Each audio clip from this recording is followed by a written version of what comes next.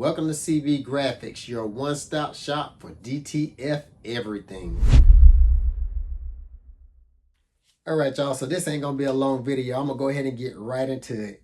So I've been reading some of my comments through all my videos that I got posted, and I keep getting the same couple of questions over and over. A lot of people want to know, what are my settings on the Lancelot M1630 Pro DTF printer and what AI prompts I'm using and keywords to create my designs.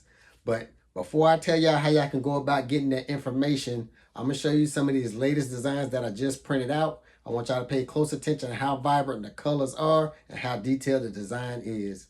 So the first step to getting high quality DTF transfers is how you create the design. Every design that I create is done in Kittle, and I export them in PNG format at 300 DPI. And for those who don't know, DPI stands for dots per inch. The more dots per inch you have, the better the design is going to look. It's going to be clean and crisp, and the more details that the design will have. The less DPI you have, then the less details, and then that's when your design can start getting a little pixelated. So here's the first design I'm about to show y'all.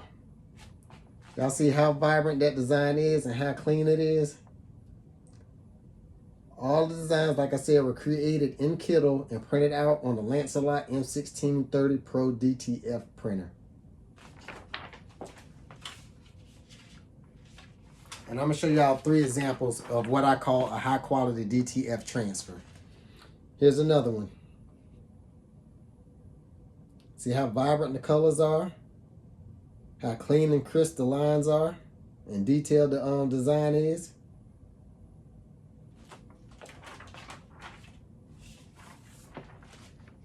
It's the last one I'm going to show you right here. But look at all the details in the design. Look at how vibrant the colors are. And not only does the transfer look good, it transfers well onto apparel. And the colors are still going to be nice and vibrant. That's when you know you got a high quality DTF transfer. And like I said, it starts with how you create the design, having a good printer to print it out. It goes to what ink you're using. All that plays a major part in getting high quality DTF transfers. So you got your good design, you got a high quality DTF printer to print it on. The next thing you got to think about is what ink you're utilizing in your printer. And the ink that I use is a little bit different than anybody else's because nobody else has the ink that I have. And I have my own personal ink that I got manufactured. I never planned on getting ink manufactured. The reason I got it was every time I went to different sites to go order ink, they was always out of stock. I cannot run a t-shirt business if I don't have the supplies I need to run that business. So that made me start doing some research, and I found a manufacturer, and I was working back and forth with them, getting a couple of samples. Finally got what I like, and for the past 3 months, I've been utilizing my own ink.